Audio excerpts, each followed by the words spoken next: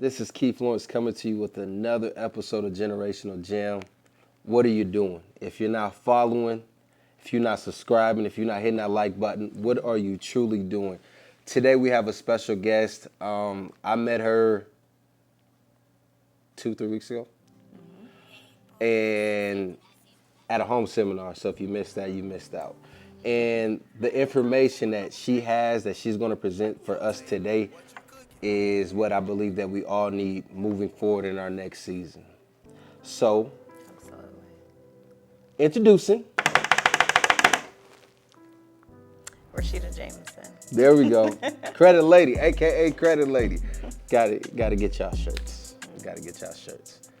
So Miss RASHEDA, Credit, aka Credit Lady. Let's start. I usually like to take the viewers down memory lane. How do we get here? Can you tell us about your upbringing a little bit? Absolutely. And I'm going to say financial coach because I don't focus just on credit, but I like helping people with their credit. help me. Yes, ma'am. But what brought me to this journey, I can honestly say just my own experiences. Growing up,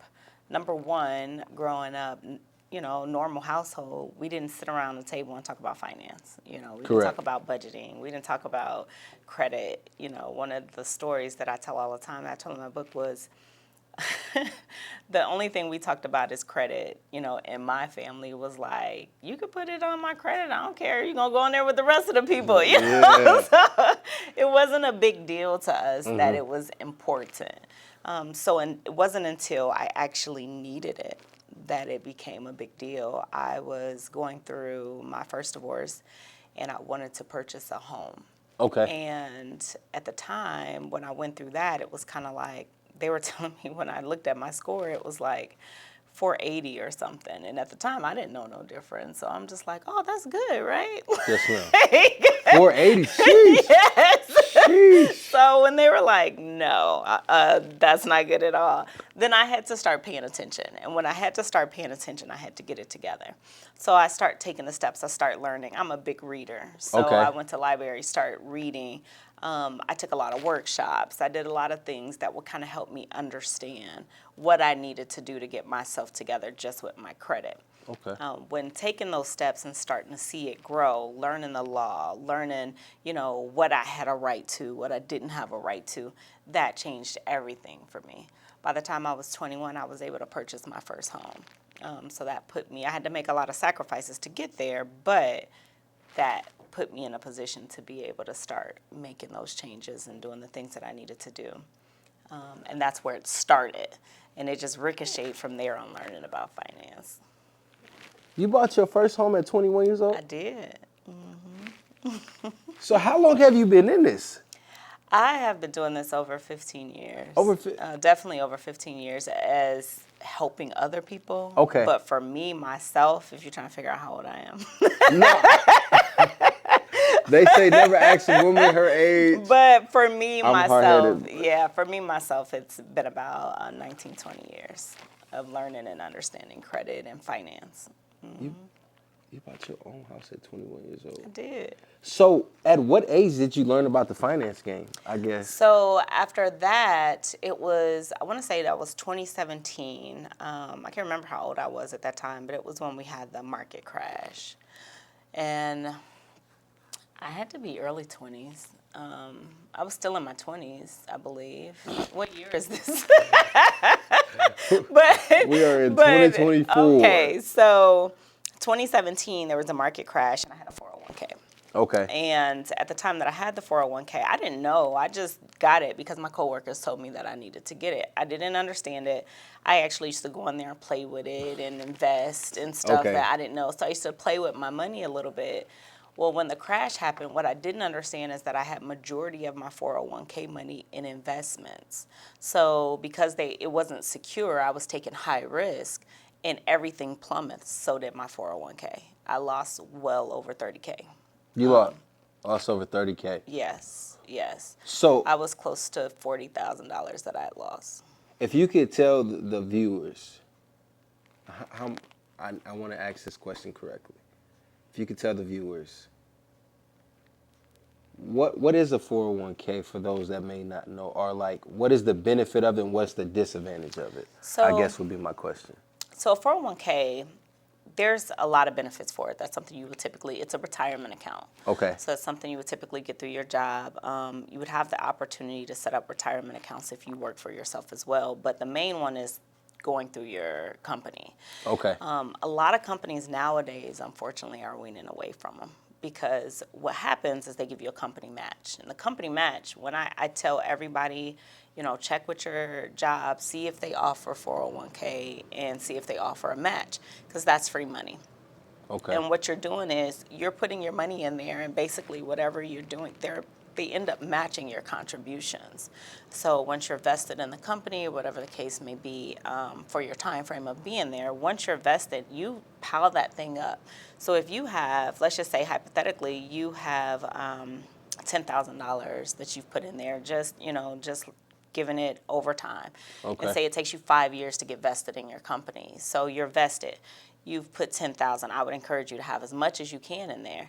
But once you get vested, they match whatever you have in there. So now they've just given you a free $10,000 just because you've invested in the company. And because you've invested in the company, now they've matched that to you, and now you have 20K that goes into your retirement.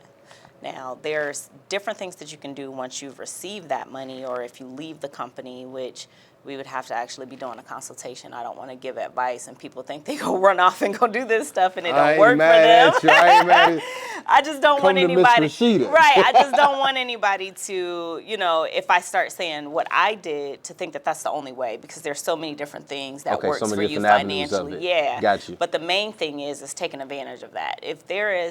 If your company still does it, take advantage of it. It is free money. You do not want to miss out on that because that goes towards your long term. And one of the things I feel that when I learned about just having a retirement account is that we don't plan for it. We don't plan for a lot of things in our life, but the one thing that we don't plan for is when do we want to stop working?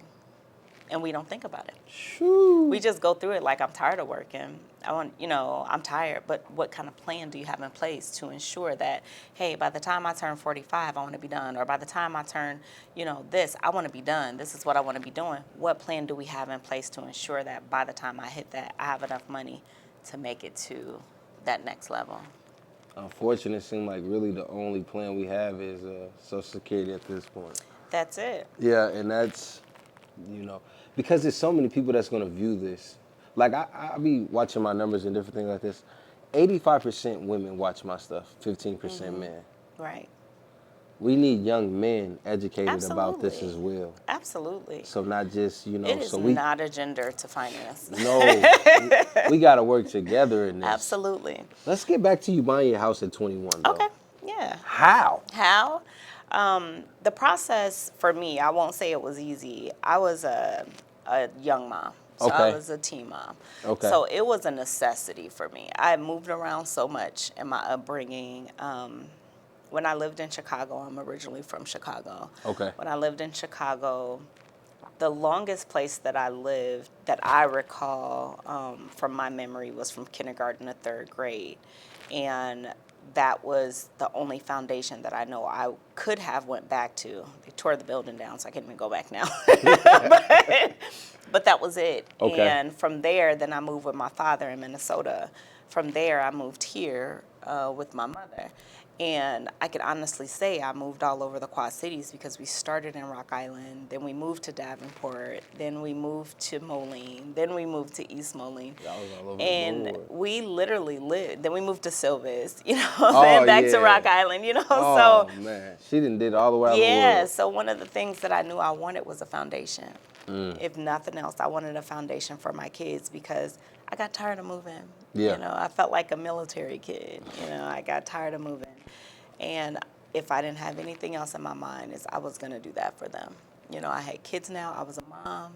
And most of us, we want to give our kids what we never had. Truthfully. And that's what I wanted That's to what do. we should aim for, at least. Yeah, To be so- better versions of ourselves. So ambition. I'll say ambition. Ambition. Yeah, I had to downsize. So it was me and my babies at the time, and I had to move into a one-bedroom so I could save.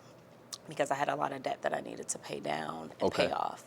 But I also had a lot of debt that I was disputing to see what I can save. So how that worked for me and how I encourage my clients.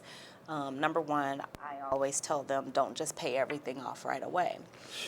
Because number one, what you Tripping. ended up finding out is a lot of times that these companies are buying these debts, or they may not even have an agreement with these companies to even collect this money from you, because some collection agencies buy in bulk. So they may go to a company and say, hey, we'll buy $10,000 of your debt, and they're only giving them pennies on the dollar for it. So they're going to give it, your account may be in that pile. There's no agreement between you and this company. Your agreement was between you and this company. But this company have stopped even trying to collect on it because they felt like it was no hope. But Because they knew we weren't going to pay yeah, it. they figured these people are not going to pay. Yeah. So I'll go ahead and put this in that pile to sell because debt collectors are going to buy it. Every company is in business to make money. So the longer your account sits, if it's certain amounts, they either write it off or they look at it like, we're not going to get it. Some companies sell it and they still want to try and collect on it, right? They double dipping. So they still want a percentage if they sell it. But there's some companies that they've already made the decision that they're Oh, not, no, and they've right, already did an insurance claim, and they've already got paid off the insurance for that. And now this company's trying to collect the full amount and adding their own fees. You always want to check that first. So when I learned that, I did that.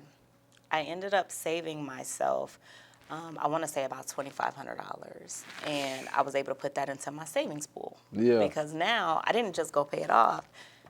I saved on it over here. I put it in my savings pool over here. And then that money allowed me to start putting towards what I needed for my down payment and what I needed to buy my home. You sound so intelligent. Oh, thanks. Yeah, like I'm sitting here like I'm getting a mouthful, an earful, a spiritful. Like it's crazy. Wow. So I remember you spoke and said you're a traveler, correct? I do. I love traveling. What is your best traveling moment? What was your best traveling moment? I would say there was two. Oh yeah, you rich. You got No. it. two of them was your best. There was two, and it was for different reasons. Okay. Bali was number one, Indonesia. And it's because that place is really all about peace, harmony, and it's spiritual. It is so spiritual. It's a very, very, very spiritual island. Like, they have a part of the year where they shut down and nobody can do anything. Like, you have servants that actually come and bring your food and do these things because they just want you to be in prayer. You know, That's a blessing. there's no flights that come in or out or anything. So it's And this really, is Bali? That's Bali, Indonesia. Now, what part of the weather forecast were we on? That's like by Asia. That's in. No, so Asia. when you went, what season was it? Oh, my sister and I went. We went in May. May. So by yeah. spring. Now that season that I'm talking about, we wasn't there for that, but we learned about it while we were there. Okay. But we went in May, and it was nice. The weather wasn't too hot. It was just, the scenery was everything. Everywhere was like a postcard. Everywhere you went. That's what's up. So it was really nice. My second one that I would say, there's so many, but Oh my but goodness. I would say Cape Town, South Africa. Cape Town, South, and why is that? For more reasons than one. The top reason was the food. The food was fire. Yes, but the What food was was they amazing. eating? What was you eating down there? Everything that I would eat here, but the issue, or not even the issue, the best part about it is that everything is just fresh and pure. It's real. Yeah, it's real. It's not pure. injected and everything else like that.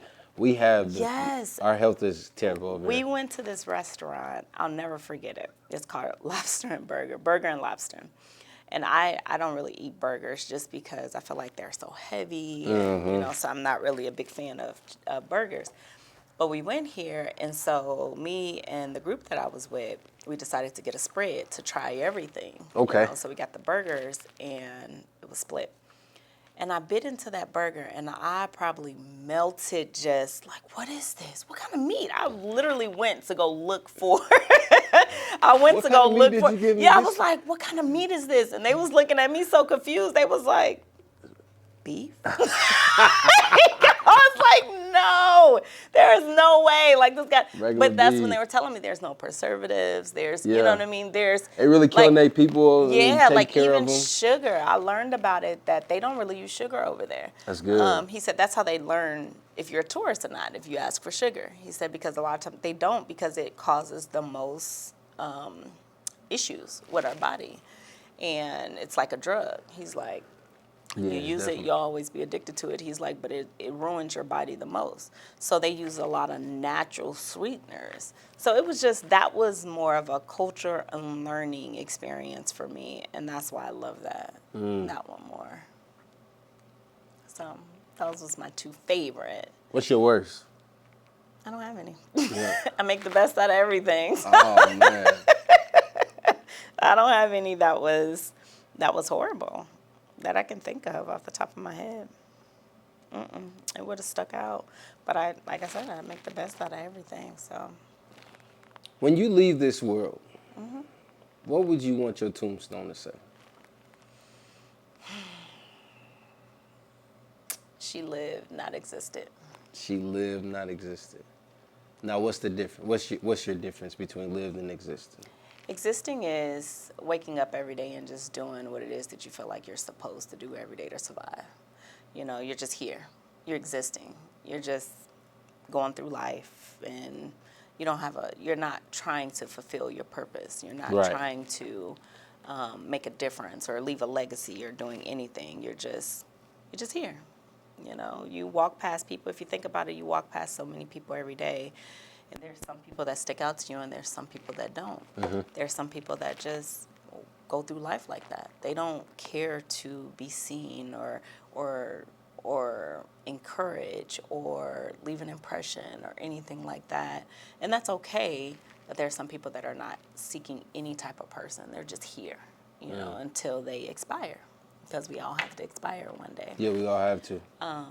But then there's the people that actually live. They take every day as an opportunity to say, I'm going to do something today that's going to stand out different from yesterday. You know, even if it's making somebody smile or laugh or meeting a new person or, you know, I took a new route and I learned something different about my, like there's something that you learn every day and you consistently grow yourself. I like to grow myself in levels. So for me, each year is a new level. Okay. So, right, when I turn a new year, I'm like, okay, what am I going to achieve on this level that I didn't do on the last level? Because I'm giving myself a full 12 months to achieve that level. But every single thing have to also be in alignment with my goal, you know? So I don't try to look at it like, oh, this is my goal, I'm going to try and reach it in 3 years. You can, but what are you doing in those shorter periods to reach that in 3 years?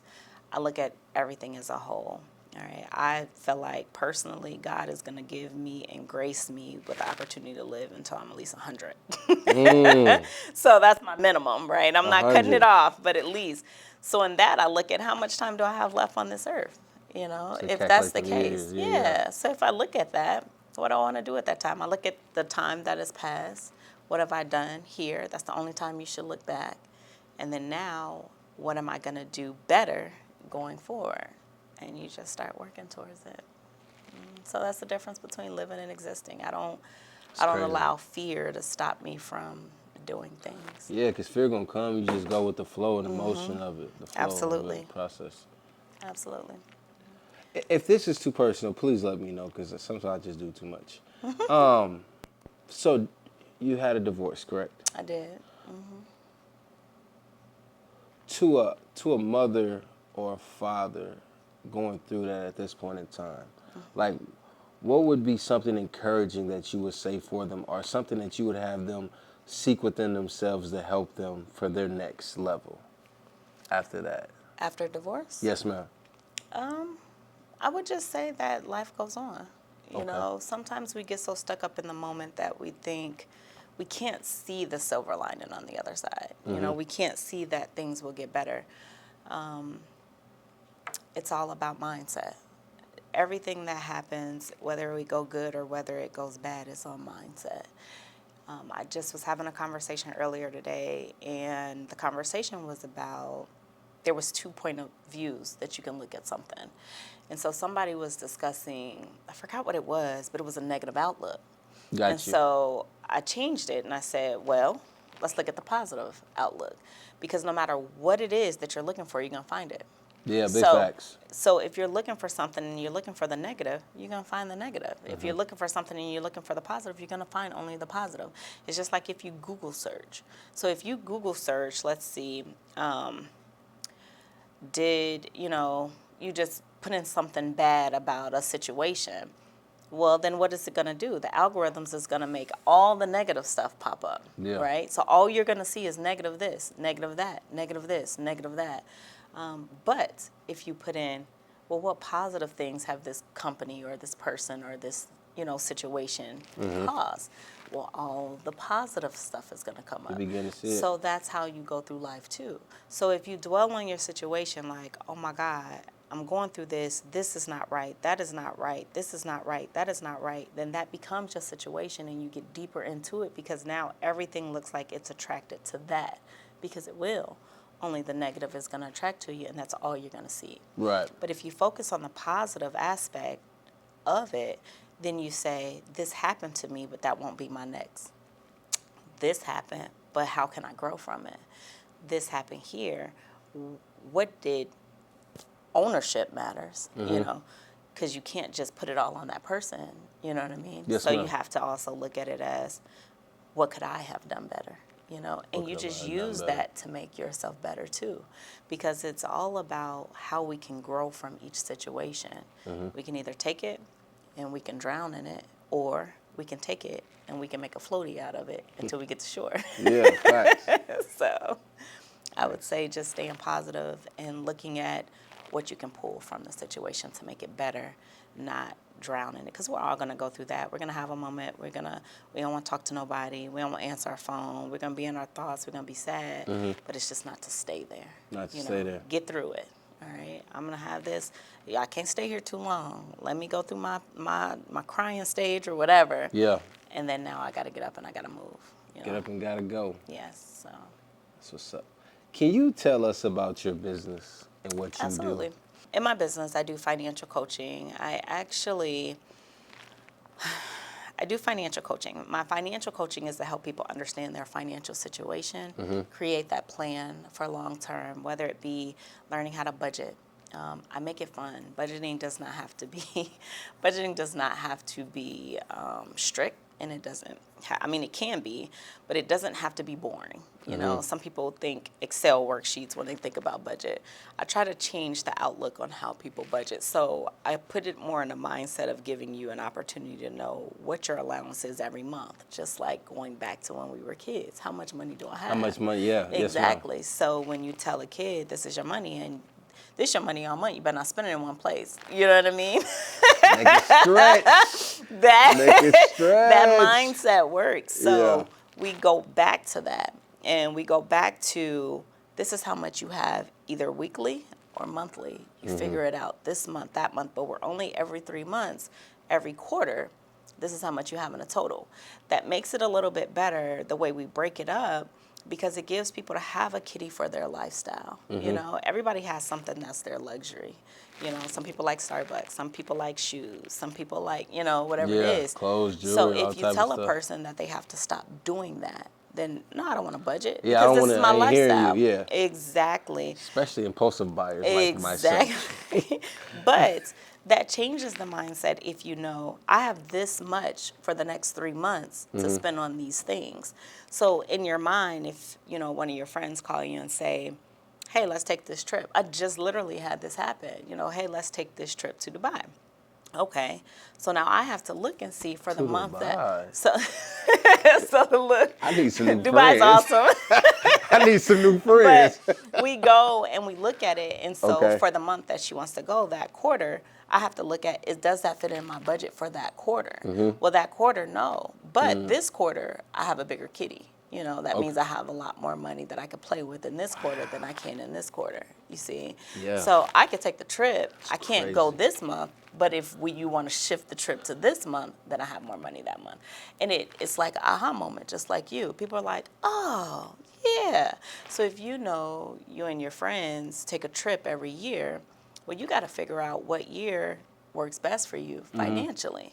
And then y'all could plan around it. Because most people aren't, like you said, impulsive. They just want to do it. They don't care when. They just want to do it. But if you have Talk about me like that. but if you have it structured, then it makes it easier for you to know where your money's going. You control your money doesn't control you. See, okay, so I have a question, right? Because I was in a season like this, so I want to try to help and identify everybody who's in certain seasons, right? So you got the person who's good with managing but no money. How do you help that person? Well, what are we managing? So go ahead. No, go ahead. I'll let you. Because like there was a season of time where I was living paycheck to paycheck, and it's like you don't do extracurricular activities. You don't. It's just it doesn't seem like it's enough money. Right. To do it. How do you fix that? Like we all have it. Yeah, we've all been there. Especially when you're working, you have it. You just don't see it. You know. And a lot of times we're living up to our means. We're not living below our means. I don't know how many times. Remember, I just told you that I had to downsize. Correct. So it was me and my 3 babies, and I had to move into a 1-bedroom apartment. Not many people would do that. Right. But I gave myself a time frame. I gave myself a year, and I was able to do it in 6 months. You know. But I knew I had to save. I knew I had to cut back. I knew I had to do it because I had a bigger goal. So if I have a client right now that comes in, and let's just say hypothetically, financially, like you said, they're living paycheck to paycheck. Well, we have to start with first, what is your financial plan? Right. You're living paycheck to paycheck. What is it that you actually want to do with your money? So if you say, I want to travel, okay, well, we got to figure out how. Number one, increased income is always more than likely going to be the issue. So we have to figure out those options for you first. And if not, we have to figure out where we need to cut to give you a little bit more money to travel. And we start with small things. We don't start with the trip to Dubai or the trip to Indiana. We start small. What experience do you want to have? Yeah. Because that experience don't necessarily have to be out the country. You can start that experience probably right here. Starting small will eventually grow bigger because now you've fulfilled it. You've experienced it. You love it. Now you want to do it some more. So now you're going to come back to the drawing table and say, I got to do that again. Yeah. I got to do it on a higher level. Yeah. And then you start growing again. And that's how you just grow yourself with small things, not looking at it like, this is where I'm at, but I want to be over here, and how can I get in 6 months? No, you have to look at it as, this is where I want to be in my life. What small steps can I start taking right now to ensure that I'm there eventually? And when you see that, you start knocking those little things off, you get more motivated, you start pushing yourself even more, and then you end up achieving that way faster than you expected yourself to.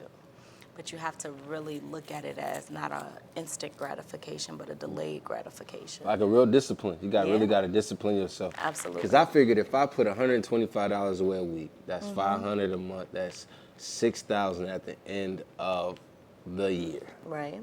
Right? Now what you do with the $6,000? What is your purpose of putting the money away? Let's start there. For rainy days at this point. Okay, so an emergency fund. Yes, ma'am. So now with that, then you want your money to work for you. Okay. You should never just be working for money. Money should be working for you. Every dollar that you have should be turning over again. So therefore, your money should be going into some type of account that's earning interest.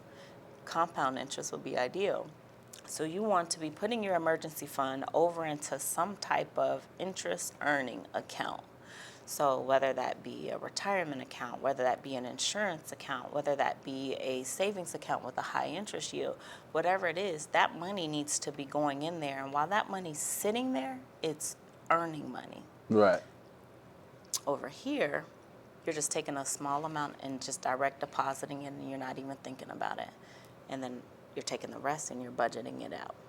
And you're still including the lifestyle that you want to live. If you love Starbucks every morning and you spend $100 a month on Starbucks, you are still budgeting yourself that $100 for Starbucks. Hey, man, I can't drink no coffee, man. Well, I got that God-given wake up, you feel it. That's good. Yeah. You a coffee? Yes. Okay. I mean, I drink tea, but I did have a coffee budget.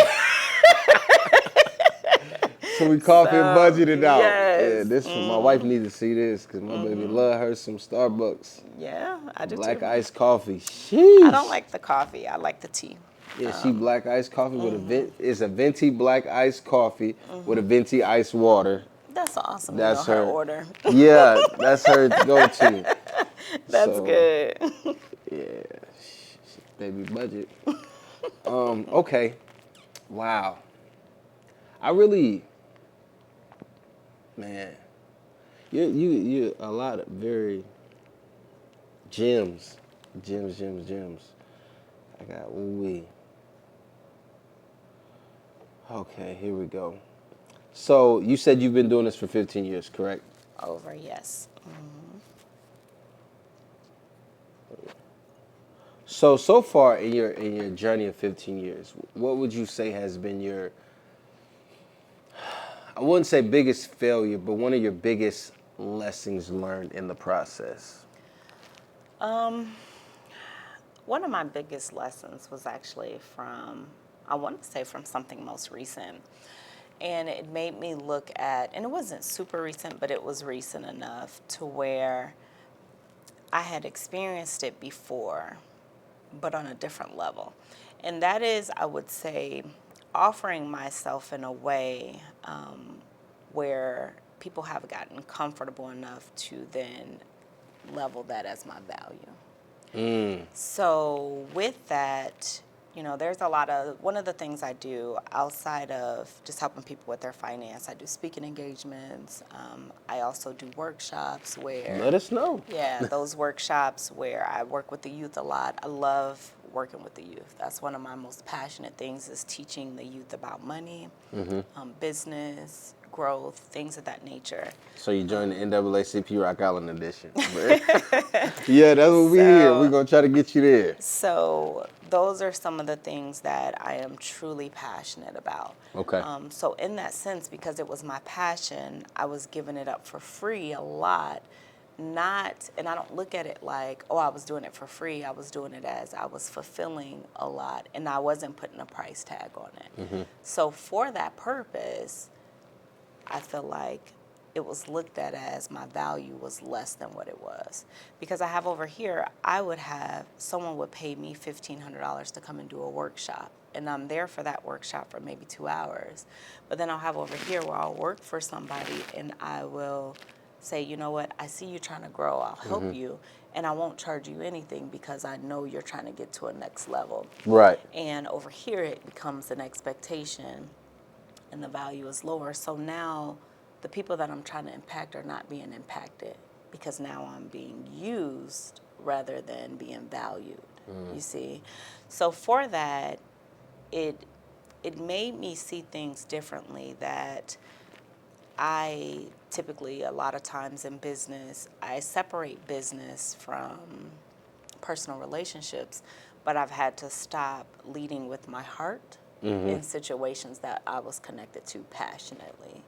I had to stop doing that. I still can have the passion without devaluing myself in a sense that people take advantage of that. Yeah. Because that was one of the biggest things, and that can break you in business because you're so passionate about something, you want to give. People use that passion. But people will use that that passion, ambition. yes, and take advantage of it, that it breaks you down. And make it seem like they helping you in all actuality. Yeah. I mean, I guess to a certain degree because, you know, you get that exposure, you get that experience in the process, but it's like, you know, your time is the most valuable thing that we have, you know, like God created us with a time set in mind, like, hey, you're going to have X amount of years. What are you going to do with this time? How are you utilizing your gift in this process in this time? And when those people who are wolves come and do that to little old sheep. I believe there's a, you know, and it's something that I always tell my kids as well. When you're praying to God, you got to understand the devil hears your prayers too. Big facts. You know, so his job's still killing the story. Yeah, so your job is to ensure that whoever is coming to you is make sure that it is sent from the right place, you know, because you'll have people that'll come and their mission is solely to destroy you, you know. But they come as a friend. They come as family. They come as, you know what I mean? But their sole idea is to destroy you. But then you have those people that their sole mission is to help you grow. And you have to be able to distinguish the difference between those things and also understand when it's time for you to pull back. I believe everything is a learning lesson. I don't believe there's no such thing as mistakes. The only time it turns into a mistake is if you just keep running back into the pit over and over and over again. Then it stops being a mistake. It's just stupidity. Yeah. So you just keep running back in there. Just plain ignorant. But if something happens, same thing, there's no such thing as failure. If something happens and you're not good at it, then you just switch the direction. You take what you learned from over here and you make it work over here. Facts. And then now you grow this area. And then if say you grow it this far and then that stops and it's like that's not it, then you just take what you learned from here and then you grow it over here and then you go further and you just keep growing. And that's why I say I do things in levels, because each level teaches me something different. I don't regret anything that's ever happened in my past because it's made me who I am today. Yeah. I like to say new levels bring new devils. I don't like to say that. I don't even want to wish that in my life. Well, the reality you gotta be mindful with your words. We do, but we need him to come, you know, because like I can't speak for you, but myself, I've learned more in the moments where he was trying to strip the, you know, because I feel like I became the person that God has ordained me to be. Sometimes we really don't know until we go through that fire, where that fire, it rebrands us. You know what I'm saying? So to me, when the devil is coming, because, I mean, he's fire, right? So, like, when he's coming, he brings this smoke screen. Because at the end of the day, we have the ability, as long as we stay prayed up and believe Jesus Christ, our Lord and Savior, to speak to the spirit, because it don't be the people, it be the spirit in them. And sometimes, absolutely, sometimes people don't even realize they have spirits in them. You know what I'm saying? They're just their exposure, whether it be the music, whether it be the people they're around, whether it be how they grew up with the jealousy and the hatred and different things like that. Absolutely, it just comes natural. It becomes a second nature to them. But yeah, when you stay prayed up, like you can say, "Devil, get up off me," and absolutely, he gotta, you know. Absolutely. That's. Yeah. I pray over myself every first thing in the morning before we even start. I teach my kids to do the same thing. And one of the things that I always ask for protection is my circle. Yeah. Everybody don't get the same access to me. Facts. And I have people that, you know, you got people that say I'm stuck up. And I'm not. I'm the most down-to-earth person. I just keep to myself. Everybody's energy is not my energy. Everything that everybody does is not mine, you know, so you take it. So you have other people over here like, what? Rasheda is the coolest person you ever meet, you know, but that's because they never got that close to me, you know what I mean, to understand that level of me. From where they're seeing me, oh, she bougie, you know, but that's because I carry myself in such a way that I am protected. Yeah. And I don't let everybody get that. And they shouldn't. They don't deserve it. Everybody don't deserve it. Don't. Exactly. Because some people want to get close to you, like I said, just to see what they can destroy. Because why does she always get to be happy? Why isn't she miserable? Why is she get to carry herself like that? Why does good things only happen to her? So some people want to take that. Yeah, and you have to be able to recognize that, to know that I cannot, this is my block. So I got people that are inside this block, and even some people inside that block is still not right here where I'm at. Yeah. It's like the disciples. Everybody is levels. Everybody got levels. I'm going to take y'all 3, I'm going to take, but I got 12 of y'all. But and then I got some that's out here, and then there's some that's way out here. And I love you all, but y'all get different parts of me because everybody don't get to be this close to me. And that's how we should always carry ourselves, because number one, your network is your net worth. Yeah. And on top of that, how you carry yourself and who you surround yourself with is what shapes your mindset. It is. If you're the smartest person in the room, you got to get to another room. You got to get to another room. It ain't working no more. Yeah. Because now everybody's draining from you. And that's what made me come to the seminar. Just understanding. Plus, Ashawn, my man. Shout out to Ashawn. You want to buy a house? Ashawn is your guy. Yeah, it's, you know, every time I have a conversation with Ashawn, he sharpens me more. And then it's like he says the same thing to me. But a lot of his wisdom I'm able to obtain. Absolutely. You know, so it's a beautiful thing. Ashawn has an amazing energy. And one thing that I like when I say that about, you said he sharpens you, iron sharpens iron. Facts. You know, so you Facts. always want to surround yourself with people that can grow you, not, oh, I know everything. I don't know everything, and I'm always still learning from people. You know, I learn something new every day, and I seek it out. If I didn't learn nothing today, I still try to. I do not want to end the day without learning something new. Hey, what's the idea of the day or something? Right, something that I did not know. Alexa, tell me something I didn't know. No, it's crazy how we can. Oh. Alexa, turn off. Got real Alexas moving around here. Yes, ma'am. Alexa, turn off. She's snapping. I didn't know. So, with everything you're doing, with everybody that you're trying to bring along the journey, with the friends, with the family, with the people pulling from you both negatively and positively, how was your mental health state in all of this, and how do you sustain it? Ooh. Listen, God.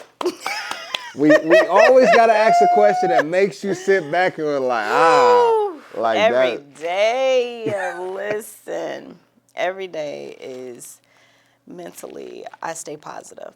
I always go back to my values. And believe it or not, me and my sister just was on the phone last night, and she was hurt about something, and it involved action from another person. Okay. Right? And so when we got down to it, and I let her vent, and we got down to it, and I made her read off her 5 top values. What are your 5 values? And when she gave me her values, I noticed her first 2 values was the ones she was the most passionate about. And we don't think about this. I tell people why we get hurt is because we're loyal to people and not our values. And that's why other people hurt us. That's a bar. You have to stop being loyal to people, and you have to be loyal to your values. Because if you're loyal to your values, then you'll only connect with other people who share the same values as you. So therefore, you don't have to be loyal to the person because they already match your values. And if you're loyal to your values, you're automatically loyal to the person. Yeah. But you also have to make sure that your top value is their top value. And if it's not, how can y'all make that work? Because whereas my top value may be respect, or what falls under respect for me, what makes me feel respected, these are my top things. But for you, that may not be that person's top value. Yeah. That person's top value might be, they value money. You know what I mean? So if it don't make money, it don't make sense to them.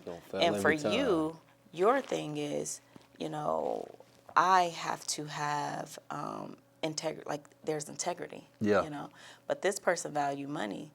9 times out of 10, integrity is not their top Yeah, value. it's about the money. Exactly. It's how you get that dollar. It's about the money. I gotta run you over. And I'm not saying that they won't have integrity, but a lot of times, if that's your top value, then you don't care. I'm getting it how I'm getting it because that's my top value. You have to understand that. So if you understand that mine's is integrity and yours is money, and your integrity down here, but my integrity up here, we're not going to match. Yeah, we ain't even the same frequency. Yeah, we're not even on the same. Exactly. So therefore, we might fall out. I got to know that before I try to be loyal to you. Because you might do something to me that makes me feel respected by you, that automatically I think, oh yeah, this is my ace, boom. But the moment you break that, because it's not your top value, and now we just fell out. See, and I like to tell people, like, you really don't know people until that heat of the moment. Yeah. You know what I'm saying? Like, when I make you angry, when I hit you with a no. Yeah. I truly understand and identify because if I keep saying yes, I don't really know you. And even in relationships, if we've never really went through anything, when things start coming up, when finances are looking scarce, when mental health is real and you don't know how to articulate it, things come up and it's like, how do I deal with this? So I tell people the first thing, Jesus Christ. Only way. Yeah. There's so many therapists out here, and I tell them, I say, man, if you ain't got God, if you ain't got Jesus, you are going to be dealing with a lot of demons by yourself. Because you don't know what you don't know. Facts. You know, and Don't know what you don't know. when you getting attacked by stuff and you don't even have a spiritual sense, it's hard to get through your everyday. Man. It's hard to get through your everyday. And depression that is real. Depression is really real. And it's easy to fall into depression when you don't see a way out. Yeah. You know, when you don't have hope. And where do we get hope? From our God. faith. Our hope comes from our faith. Yeah. So when you have faith, faith is, and when people say they don't have it, I'm like, ooh, I don't know how you're doing it, you know, because faith has gotten me through every single tough patch that I've had in my life. Is staying faithful and staying true and understanding that God is who He is. You know, my mom always used to tell me, you don't got to be rich because you got a rich father. And I never understood it until I became an adult.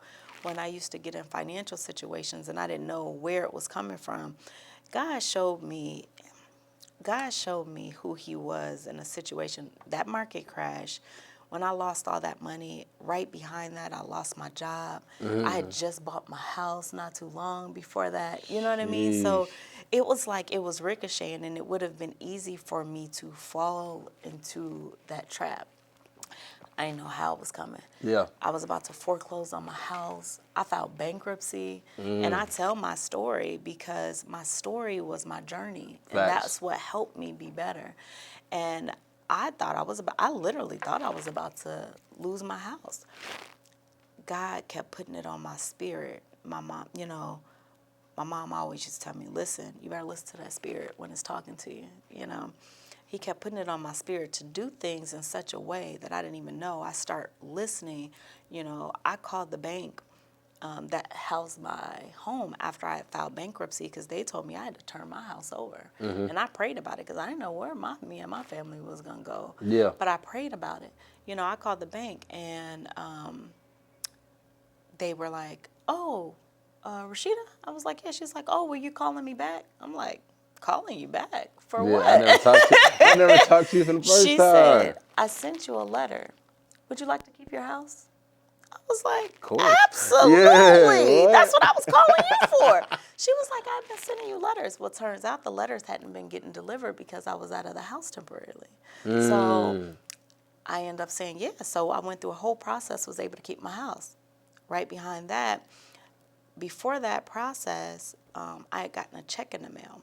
And I didn't know what to do, and I let that check sit for 3 months while I prayed over it. Because I said, God, I don't want to mismanage this money. Listen, it be that real. And I'm like, I need you to tell me what to do. Yeah. And he told me how to invest it. That $4,000 turned into $30,000. Just investing it the right way. Yeah. You know, so that was the first blessing. The next blessing was then, in turn, the house. From the house, then, when going back into my home, because we ended up having an accident where then we had to move out of the whole house. There was a storm, knocked the house out. Look, God, just blessings on blessings on blessings. On blessings on blessings. What ended up happening, we ended up turning around and had to get so much stuff fixed in the house. It was like we had a brand new house. So then we moved back into our house. And then after that, turns out when they were bringing our stuff back, right? When they were bringing our stuff, you see the Holy Ghost moving, right? When they was bringing our stuff back, they said this had never happened to them before, but every single item had broke. Our refrigerator broke. Our TVs had broke. Our furniture had gotten messed up. They said that had never happened before. They had to cash us out and replace everything. Sheesh. So not only did God save that, He said, trust me. Trust me. Just trust me, and I got you. And my faith got me from one thing to the next, to the next, to the next, to the next, and making sure that my family stayed faithful, making sure that my family prayed with me, Yes, ma'am. making sure that my family understood that these blessings was not from me, but who they came from. So that's when I understood what my mom was saying when she say, baby, when your daddy rich, You ain't got nothing you to ain't worry got to about. worry about nothing. And that's how I move through life now. I don't let financial issues, stress, you ask me about how I keep my mental. When I know I get in that space, and I have to give a shout out to my husband because I do get in spaces where sometimes he has to be my motivator. Yeah. And I love the way he makes me boss up because he look at me and he be like, we ain't doing that. That ain't even who you is. You know, like, Pep talk, like, pep talk, you get back know, out there. but those be the ones I Yeah, need. Like yeah. he checks my life and I need that. Yeah. And it be that little extra that put that pep back in my step. But like I say, God has gotten me through everything in my life. There's days that I'm like, I don't even know. But he shows me, just do the motion and I'm going to show you everything else. And that's how it happens. So when people are like, how is she winning? God. I don't know. He got a really plan, be like not me. that. I just be obedient. Man, I made a vow every day I wake up, Lord, lead me, guide me, direct me into your way. And it's like, you know, when God is in your neighborhood, this is why I realize I can't be jealous, right? Mine is, I begin with starting on my knees, asking God for guidance and direction. But this is when I realize there's no reason to be jealous, right? Because now I'm connected to you, right? Right. Now you're connected to Toby, right? Right. And we're connected. Absolutely. So we have a 3-string cord, not easily broken. So we add God, obviously, but we look at it like when he blessing Toby, he blessing us. When he blessing you, he blessing me. Because that means he in my neighborhood. Absolutely. So that's why we have to get around people where the jealousy cannot be there, because it's like when he blessing you, like my cousin is in a process of getting him a house right now. And he called me, he don't say, hey, cuz I'm getting a house. He said, hey, God in your neighborhood. That's right. I love it. And I'm like, what you mean? He already aligning you. He already knows, because he's already aligning you. God has showed that there's no reason to be jealous. I remember I was at an event, and it was like, you know, jealousy wanted to creep over me about one of the individuals that was there. And I don't know why jealousy wanted to creep up, but instead I looked at that person and told him, I'm proud of you. You know what I'm saying? I'm proud of you. I love what you're doing. And it was like in that moment, God showed me his presence, because I was able to give him information that allowed him to better himself in his life. But if I took the jealousy route, you know, there was something that God had for me to give to him and vice versa that I would have missed out. And then they hit you with the obedience is better than sacrifice. Absolutely. You know, but yeah, ain't no sense. Let me ask you, do you believe that we guide our blessings? We guide our blessings? Yeah. And when I say that, what I mean is that we put ourselves in the position on whether we're going to receive that blessing or not. And the reason why I ask you that is because when you said you don't know why jealousy came over you, sometimes I look at situations different. The person that you could have been being jealous of at that moment, it wasn't that it was necessarily jealous for you and your situation, or, you know, their situation or whatever it was, but they could have been under attack. And if you notice, sometimes when another person is under attack, if they can't get to you, they're going to use everybody else that they can try and get to. Facts. So in those situations where if it was sitting there and it came over you all of a sudden, it's almost like it's trying to see who can bite. You know what I mean? Who can I get to bite? And the fact that you didn't take that and you say, you know what, I'm going to be happy for you and I'm going to encourage you and I'm going to grow you, then, like you said, now God in your neighborhood. Yeah, you know he in your neighborhood because of now the connection. I can connect you to that blessing. I can connect you to whatever that blessing was, because you saw it as a blessing and you didn't see it as jealousy. You didn't see it as envy. You didn't look at it as this over here when you were trying to be attacked. You stayed true to what it was. So now your blessings automatically can start flowing now. Yeah. But when we take that other route, we stop that from even happening. I believe that. Because we go this way. And didn't even know that that blessing was waiting for us. Just all we had to do was just switch over. You know what I mean? Just listen, like you Just said, listen. like listen to the voice. Yeah. And it's like, I don't know how God speaks to nobody else, but it's like God speaks to me, it's like I'm talking to myself in my mind. Yeah. You know what I'm saying? And it's like he really work when I'm in the shower. It's like something about that shower, God be like, this the time. You alone, nobody 'Cause really gonna that's- bother you. Like That's it. You know, the water. Our body's made of what, 70% water. So I don't know what it is, but it's like he begins to talk to me. And that's like, even when I was a kid, it was always like, you know, I would see a movie or do something like that, but it was like I was always being able to be used. And it's like I would have visions of speaking to people and different stuff like that. Like even before all of this. Yeah. Like I remember when I started off just because the world just was depressed. And a lot of people around me was depressed, and I wanted to give an encouraging word. And then it started to where I'm interviewing people, giving them their flowers, you know what I'm saying? Being able to connect and iron sharpening iron. Absolutely. So it's crazy. And it started off at Staggering Rain Life Center, or Staggering Rain, Reverse the Curse. And then I remember I was on my way to school. I was going to Capri College. And a guy hit me, was like, generational gem. And I remember calling my wife, and she expresses she ain't like it. She said, your business is Staggering Rain, everything is Staggering Rain. And I was like, you know what, sweetheart? I hear you, but I'm going to go with what God is telling me. And it seemed like the connections, the different things, and it switched. Because this is really generational gem, because we're jamming generations together. We're jamming understanding. So we have the younger generation who we're getting the world prepped for. We have my generation, your generation, where we're living it out now. And then we have our parents' generation where they're feeding the spirit. They're giving us the game of what the past looked like. Right. So we're jamming all of these together to get a clear understanding of what life looks like. Absolutely. And what life should be like. Right. So yeah, this is generational jam at its finest. I love it. Yeah, because this is crazy. Toby, you been getting blessed from this, brother? Yeah, because, man, I feel blessed. This was a very blessed. I have a few more questions, and then I'm going to get out of your ears. I appreciate your time. What does family mean to you? Oh, family. It means everything to me, actually. I grew up with a very big family, and I'm actually, when I sat down and thought about it, I'm like the middle child of the whole family on both sides of my family. Oh, yeah, you snap. Ooh, the middle child at that. We talked about that. Sheesh. So with that, family is important to me. I guess the unfortunate part is so many families have moved away from that, but Yeah. we're not talking about everybody else. We're talking about with me, and I'm not going to bash what the world is doing right now. You know, to me, family is our backbone. Mm-hmm. Family is supposed to be our strength. Big facts. It is not just supposed to be our financial tool.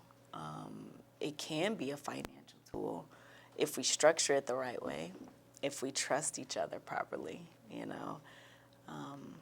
So family to me is how you build generational wealth, how you build generational love, how we structure the future. And it has to start right at home first. Facts. But it also has to start with action and mindset. So when you get enough people together, like I try to tell my kids, I always wanted a big family. So between my husband and I, we have 7. And we've raised all of them all the way up till, you know, my stepdaughters. I don't call them step, but just for this purpose right now. Yes, ma'am. My stepdaughters, they moved out when they were 15. And then my oldest daughter, she actually moved out when she was 16. So, but together from birth for some and 3 and 4 for the others, we've had them all under the same roof. And one thing that we've encouraged and taught them all is that, number one, this is your best friend first, you know. Talking about each other? Yes. Big to facts. each other. Yeah. This is your best friend first. Big facts. So nobody gets to break these cycles. You don't let nobody from outside of this box break this, you know, because you have to understand that these are your best friends. These are your confidants. These are the ones that you will grow with, learn from, and build with. Facts. And you have to keep that in order for you to even have generational wealth, because they are the next generation. So how we nurture them, how we feed them, how we grow them is how they're going to do it for their kids and their kids and their kids. So for me, that's also where the cousins start, you know, and the aunties have to carry that out. you know, in order for that to still stay. So I feel like family is something that can make or break you. And it's just all about understanding values. It goes back to values. So Values, your core. encouraging values, not just in our children, but those that are around us, that are blood related to us. Because I'm going to be honest, I feel like just because you're blood don't mean that's the only way you could be family to me. No, Family is being under those values, being loyal to those same values can make you sometimes closer than blood, but never, like, you know what I mean? It's not, you can't trump this person, yeah. but Truth be told. you know what I mean? But you can, you're right here. I have sisters that are not my blood sisters, but they have been my sisters, you know? So family is important to me. Family is where values start. Family work. So I got 3 more questions. The first question. What is the worst advice you have ever got? I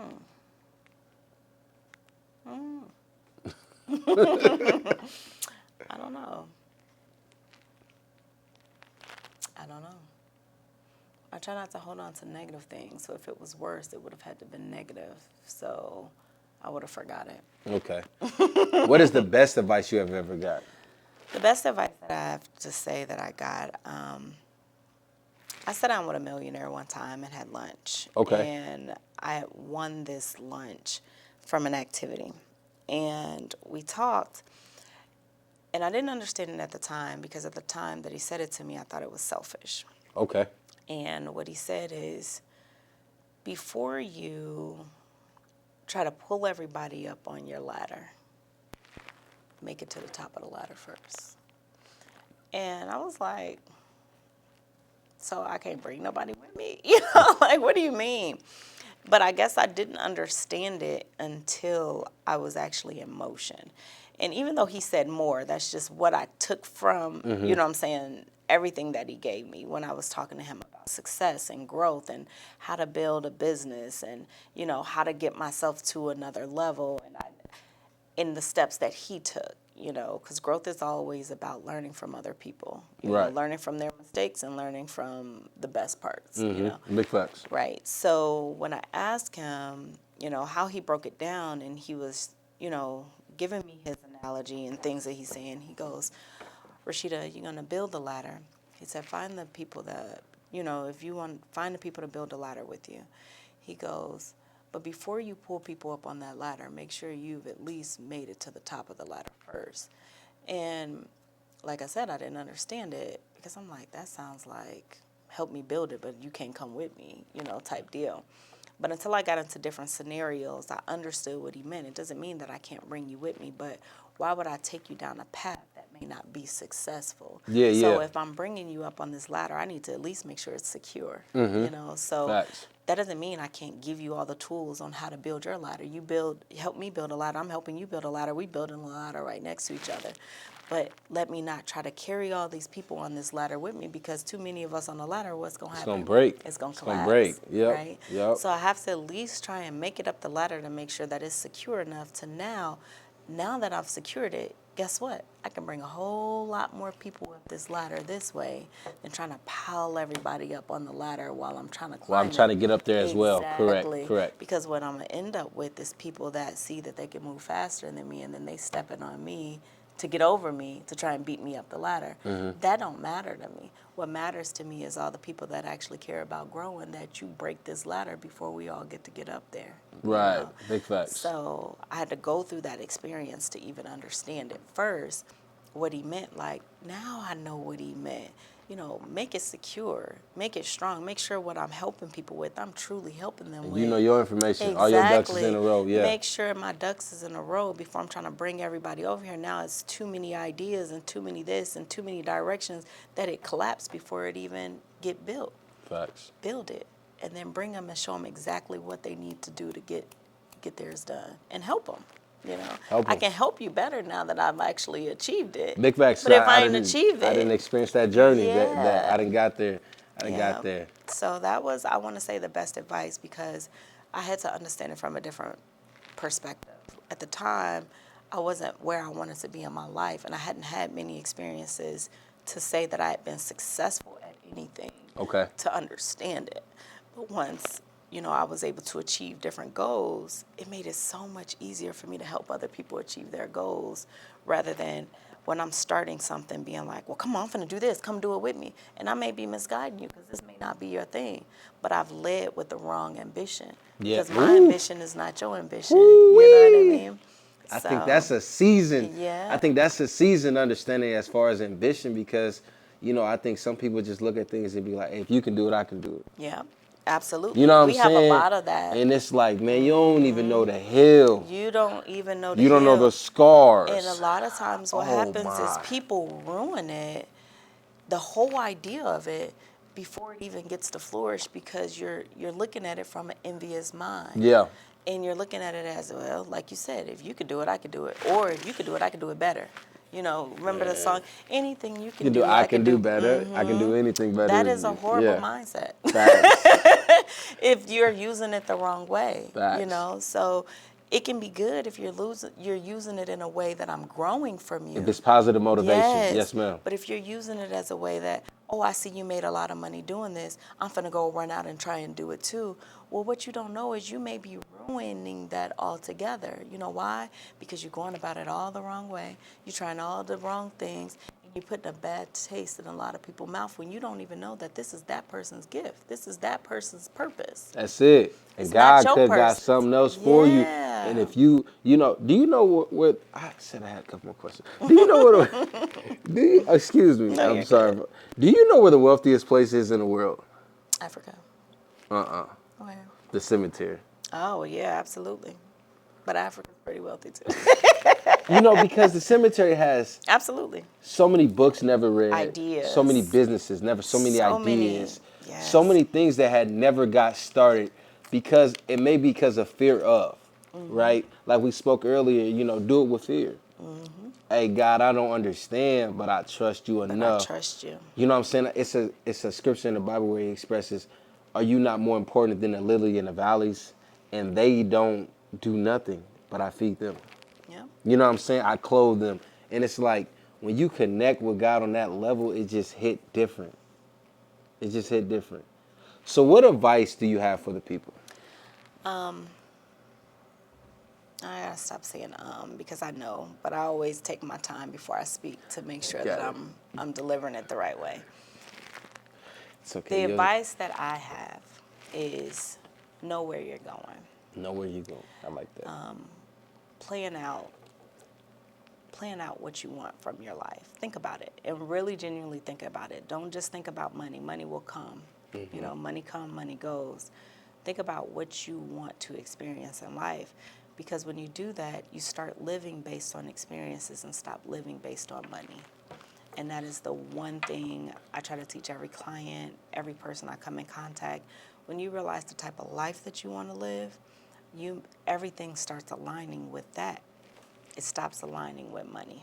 So figure out what type of life you want to live, what kind of house you want to live in, what kind of car you want to drive, what kind of experiences you want to have.